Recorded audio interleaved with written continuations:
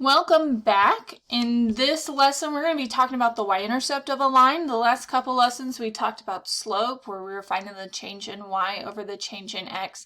And before we can really get to graphing, we've got to talk about what a y-intercept is. So let's do just that and discuss the y-intercept. So the y-intercept is the y value at which the graph crosses the y-axis. And so we write that as 0, comma, whatever that y value is. So if we look at this first graph, our graph crosses the y-axis right here. And so that point would be 0, comma, 9. So our y-intercept for this graph is 9. A way to think about intercepts is think about football, and when there's an interception, it's because the other team crossed the path of the ball between the ball and the receiver. So that's where we're thinking the intercept is where they cross paths. So let's do an example. We're going to actually graph here, and to do this graph, I'm going to set up a table, and we're going to plug in. We're going to come up with some x values. These x values I just choose. I'm choosing 5 x values. They're x values that you choose. Choose ones that will make your life easier. Don't choose extra hard ones. So I have x. I have my expression, so the x plus 3 that I'm going to be plugging into, the y of which it's going to equal, and then over here I'm going to put my point, my x comma y. So for this one, I'm just going to choose -2, -1, 0, 1, and 2. Again, I'm choosing these. They didn't come from anywhere. I'm just choosing. Basically, I'm centering myself around the y-axis. I've got 2 points to the left of the y, and I've got 2 points to the right of the y. From here, I'm going to plug these x values in. So -2, I'm plugging it in for x, plus 3. -2 plus 3 is 1. So our value, our point is -2, comma 1. And then I'm going to do that for -1. So I'm going to plug -1 in for x. -1 plus 3 is 2. So then we end up with -1, comma 2. And then we're going to plug in 0. 0 plus 3 is 3. So then our point is 0, comma 3, because it's x, comma y. I'm going to plug 1 in for x. So I end up with 1 plus 3, which is 4. And so our point is 1, comma 4. And then we're going to plug in 2. 2 plus 3 is 5. And so then our last point that we're working with, I mean, again, we could have chosen any 5 points, is 2, comma 5, or 5 x values. So this is where most students get confused. These x values, I just came up with. I said, you know what? I want 2 to the left of 0, 2 to the right of 0. So I just came up with these. The middle column comes from our equation, and then we're plugging in. So I take my x and I replace x, and then I solve that equation. Or I simplify it. So the 1 came from -2 plus 3. That gave us the 1. And then this final column was me just taking that x, comma the y, and making it a point. So that's how this table is created. So from here, I just have to graph it. So I'm going to go to -2, 1. I'm going to place my point there. -1, 2. Place my point there. 0, 3. I'm going to put a point there.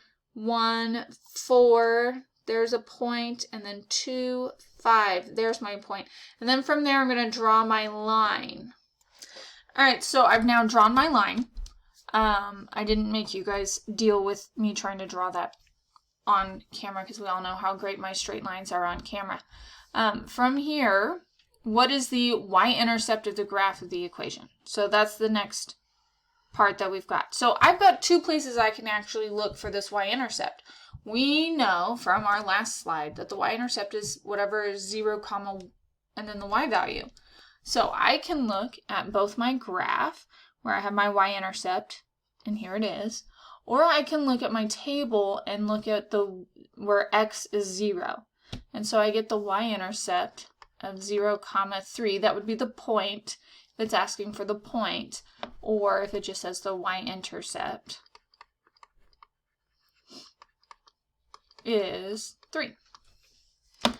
So, again, I have 2 places to look. I can go to the graph, y-axis, where does my line cross the y-axis, or I can go to the table. Oh, at 0, my y value is 3.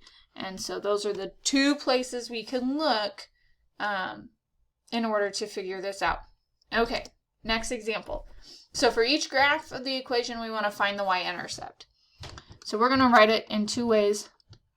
We're going to say y-intercept, and on your paper there's 2 graphs. On mine I've left it to where I have a little bit more room.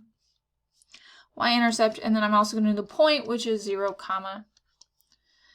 Alright, so here's my blue line. I cross the y-axis right here.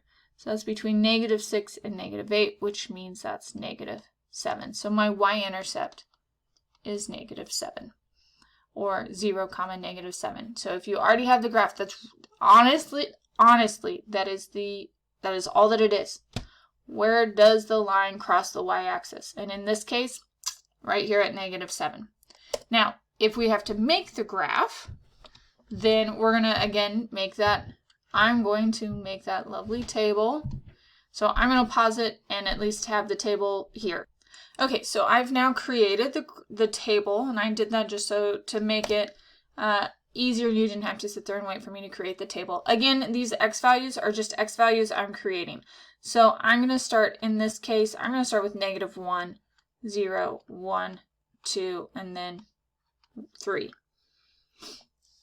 Why? Because I know something about this graph. We could have started at -2. They're just x values that are coming out of my head. I'm going to plug in. So we're going to do -4. And again, this middle column, or this second column, comes from the equation. So our equation is at y equals -4x plus 3. So I'm going to have -4 times my x value, and then I'm going to add 3. So -4 times -1 is a +4, and then 4 plus 3 is 7. And so then my point is -1, 7. Next one, I'm going to plug in 0, so -4 times 0 plus 3. So -4 times 0 is 0, plus 3 is 3. So our second point is 0, 3. Then we're going to plug in 1, so -4 times 1 plus 3. -4 times 1 is -4, plus 3 is -1. So we're going to have 1, -1. That's our third point. Then we're going to plug in -2, plug in 2. -4 times 2 plus 3. So -4 times 2 is -8, plus 3 is -5. So then we've got 2, -5. And then we're going to plug in 3. So -4 times 3 plus 3. -4 times 3 is -12. -12 plus 3 is -9. So from here, I'm going, oh, I forgot to write this point. 3, -9. We're going to graph these points. So at -1, we're at a +7. At 0, we are at 3. At 1, we are at -1. At 2, we are at -5. At 3, we are at -9. And then we draw our line through these points, and then we've graphed the equation. All right, that's as close to a straight line as I'm going to get.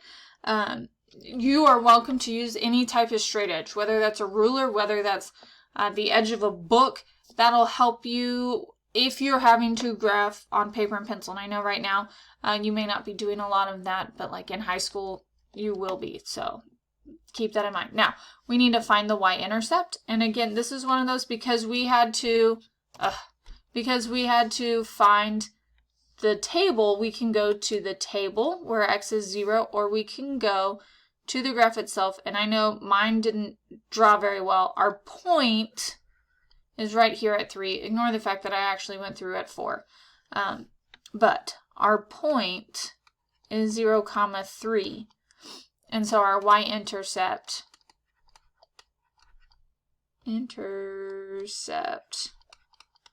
is 3. And that's how we find the Y-intercept. All right, last example. This model shows the temperature on a certain winter day since sunrise. That's going to come into play here. So we're going to interpret this graph. What is the Y-intercept of the line? So we're going to go, where's x is 0? This is where the line crosses the y-axis. So the Y-intercept of the line is at 0, 4, or 4. And then what does this represent? Well, this graph starts at, again, since sunrise. So the 0 hour is sunrise. And so what this represents, our y value says the temperature in degrees Celsius. So the Y-intercept represents the temperature, and we don't have to talk about 4 degrees Celsius, but the temperature at sunrise. That's what the Y-intercept represents. Our Y-intercept is our initial value in most real-world situations. What is the slope? So to find slope, we need a second point. So I would say that this is the best point there is. That's where we cross at 4 corners. And so between our Y-intercept and that point, let's see, 1, 2, 3, 4. So we went up 4 and right 1. And so our slope is going to equal 4 over 1, which is 4. Now, what does the 4 represent, or what does our slope represent? That is that we increase the temperature change each hour. Or if it's getting really specific, then it's wanting the fact that the temperature, I'm going to abbreviate here, changes 4 degrees Celsius each hour. And so this first one is just the fact that the slope represents the temperature change per hour. And then the second one here is a more specific one, saying that the temperature changes 4 degrees each hour or every hour. And so, again, Y-intercept is just where we cross the y-axis. Right now we're using tables to graph. But that is it. So until next time,